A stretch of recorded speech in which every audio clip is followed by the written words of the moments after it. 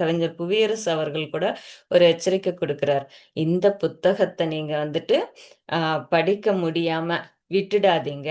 அப்படி ஒரு வேளை நீங்க செய்றீங்க அப்படின்னா, அது உங்கள நீங்களே அவமானப்படுத்தின மாதிரி.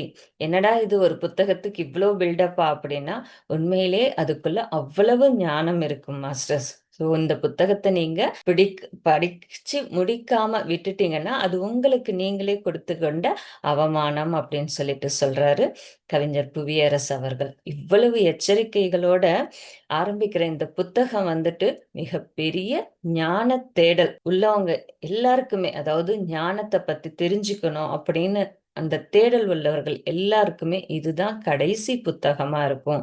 ஏன்னா இந்த புத்தகம் எல்லாத்தையுமே அவங்களுக்கு கத்துக் கொடுத்துடும் அப்படின்னு சொல்லிட்டு சொல்றாரு புவியரசு அவர்கள் வந்துட்டு. அப்படிப்பட்ட இந்த புத்தகத்தை நீங்க வந்துட்டு விடாதீங்க, படிங்க அப்படின்னு சொல்றாங்க.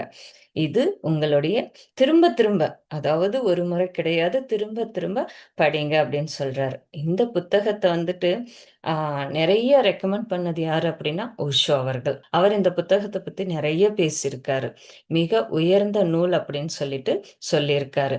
இதனுடைய சாரத்தை உங்களால புரிஞ்சிக்க முடியல அப்படின்னா அது உங்களுடைய தோல்வியே தவிர நிச்சயமா அந்த புத்தகத்துடைய தோல்வி கிடையாது. ஆகையால இந்த புத்தகத்தை கண்டிப்பா எல்லாரும் படிக்கணும் அப்படிங்கிறாரு.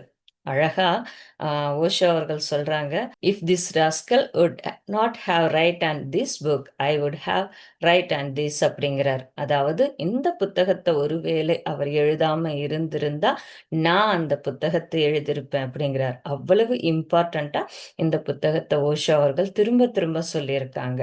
ஏன்னா இந்த புத்தகம் மனிதனுக்குள்ள இருக்கிற பிளவுபட்ட இருமை, நமக்குள்ள நிறைய பிளவுகள் இருக்கு இல்லையா, அத்தனை பிளவுகளையும் இது இணைத்து ஒருமையாக்கக்கூடிய தன்மை இந்த புத்தகத்துக்கு இருக்கு. நமக்குள்ள இருக்கிற எல்லாமே கரைந்து, எங்க கரையும் நம்மளுடைய உள் உணர்வுல கரைந்து அவனுக்குள்ள இருக்கிற அந்த தெய்வீக தன்மையை அவனுக்கு திரைகளை நீக்கி காட்டக்கூடிய சக்தி இந்த புத்தகத்துக்கு இருக்கு. சுய தரிசனம் இந்த புத்தகத்தின் மூலமா கிடைக்கும் அப்படின்னு சொல்லிட்டு சொல்றாரு ஓஷோ அவர்கள். தேட கிடைக்காத செல்வம் அப்படிங்கிறாரு.